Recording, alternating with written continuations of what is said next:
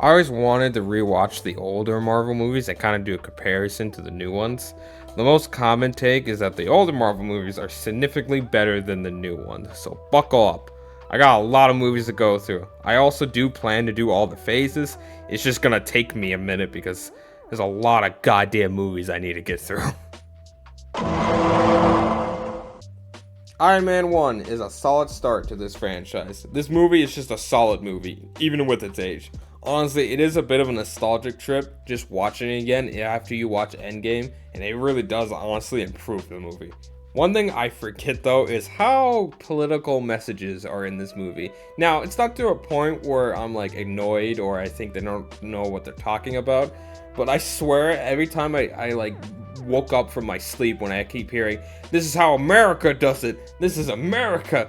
Tony Stark is doing this for America." And now I do get it. He is an arms dealer, and America has the biggest military in the world. And it was during 2008, which we were in the Middle East and we were doing the war on terrorism. So I do understand the messaging, and I think it is good for it. Pepper is a pretty good character. Rhodey is Rhodey. Hot take, I have never liked him as a character, and I don't think I will. He kind of is forgettable to me, and I never really cared about his story. And then we got fucking Jeff Bridges as the villain. Now, he is a very forgettable villain. He has like one funny meme line in the whole movie. Possible. Tony Stark was able to build this in a cave with a box of scraps. Other than that, he's a bit of just a mustache twirling evil character. And that is the biggest issue with almost all Marvel movies. The villains fucking suck. Seriously, I can name only like 5 decent villains, and only one of them is in phase 1. But Iron Man, solid ass movie, don't really have much to say. Go watch it again if you want a nostalgia trip. Faca! Faca! Faca! Lançando faca, colocando inserção tática. Alvo atingido! Granada! Granada! Granada! The Incredible Hulk is a goofy ass movie. Now, I did watch this movie when I was a kid, and I remember it being an okay. Nothing to write off about, but also nothing incredible. But holy shit, this is fucking hilarious. It's one of those movies. Almost every scene has something wrong with it, or it's just unintentionally hilarious. Why did you get out of the car? Are you gonna trank him? Why are you out of the car? What was the whole point of this? Hello, we've been trying to contact you regarding your car's extended warranty. Your car's extended warranty has been expired. To renew your warranty. But one thing that makes me eye roll though is when they try to be funny. A lot of the jokes do not hit and they are extremely cringy. They do rely on a lot of the meta humor and be like, "Oh, he can't wear those pants. It's purple." They also murder Stan Lee for some reason. I don't know if Stan Lee wanted that in the cameo, but yeah, they kill him for no reason at all. But there is one thing I do despise in this movie. That is the villain fucker Edgar Ross.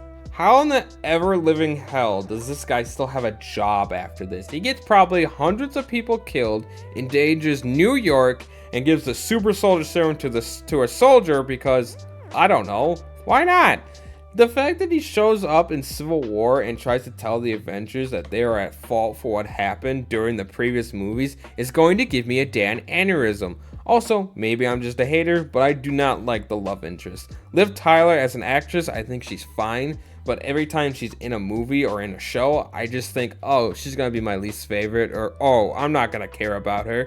Nothing against her as a person or an actor, I just don't like her. If you're going to watch this movie, get drunk, grab some of your friends, and just tear it apart. I'm Hulk and I will defeat you! Okay, my turn. I am the Hulk. I am Abomination. Oh, I'm the Hulk. I'm so sad. I don't know how to defend myself. My God. Iron Man 2 is a movie. That's what I got. So, yeah. I'm gonna go to bed. This movie is so forgettable.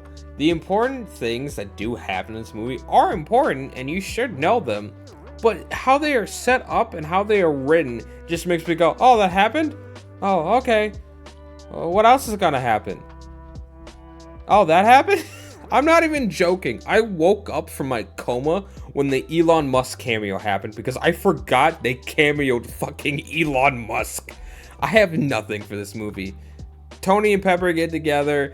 Iron Man makes a whole new goddamn element. Rhodey is more black. It's just entirely forgettable. It's a forgettable movie. Yes. I want my bird. A bird. You want a I bird? want my bird. I can get you a bird. I can get you 10 birds. I want my bird. Well, okay, nothing's impossible. I could. Are we talking about? Is this a bird back in Russia? Thor is another fucking forgettable movie. I wasted 4 hours. God damn it. Now, I do have a couple of things to talk about in this movie. Firstly, why in the hell are there so many goddamn side characters? Seriously, and none of them are funny. Padme isn't, broke bitch isn't, Thor's fucking friends just exist, and the old man is an old man. Also, Loki. While I do think he's the best part of this movie, I have a problem with his motivation. He's the reason why Thor got banished and the Frost Giants broke in. That's fine. But why does he do it before he figures out he's a Frost Giant? Maybe it's just me, but I feel like it would have been better if Loki had nothing to do with Thor's banishment and the first break-in in Asgard, and he only started being evil after he gets the knowledge of being a Frost Giant. It feels like that would make a bit more of a compelling villain, but that's about it. This movie is just as bad as Iron Man 2 in a sense of, I don't care, don't watch it, you don't have to rewatch it, you're not missing really anything.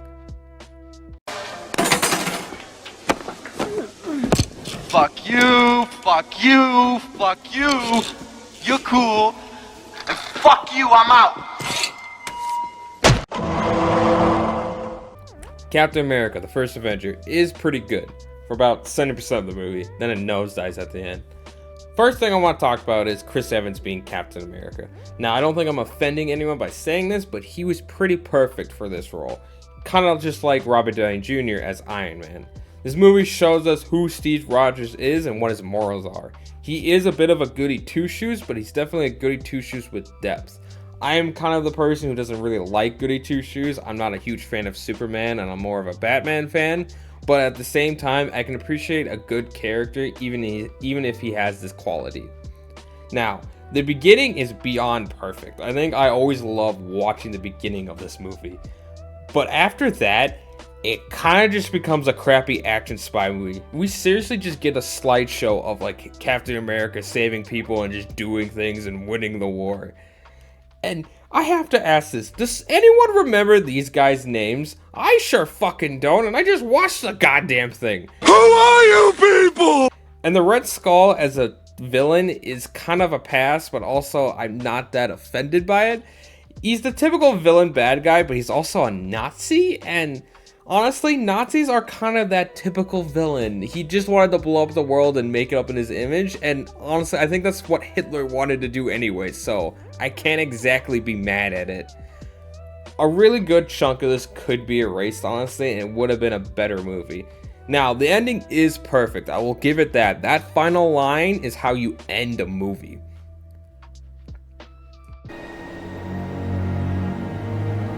I had a date. I don't remember asking you a goddamn thing. The Avengers. This movie should not be as good as it is. Let me explain. I love this movie. I watched it so many times as a kid, and I was pretty worried that my opinion would change. Specifically since they had some questionable scenes in writing. We need a plan of attack. I have a plan. Attack. An ant has no quarrel with a boot. You planning to step on us? I can't. Brother, what's that? But even with all that, I still love this movie, and its actors are amazing. That's what gets me to watch this movie, the actors. Even with the terrible dialogue they are given, they're able to sell it, and they're able to say it so good that I just forget that is a terrible line. They are giving it their all, and it's honestly one of the reasons why Marvel has lasted as long as it has. When it comes to actors, they're pretty good at getting the right people. Sometimes it's a bit of a flop, but other times they hit it out of the goddamn park. Now, one of the best things about Marvel too is the fight scenes. Now, they're really great when it's superhero versus villain who's also have superpowers. When it's kind of humans versus humans, there's a lot of shaky cam and it doesn't feel like their punches are connecting. It does lack in that department. But overall, this movie is just great. It's very campy, very nostalgic for me, and even a bit cringy at times. But honestly, that just feels like a real life comic book now. And I kind of still just love this movie to death.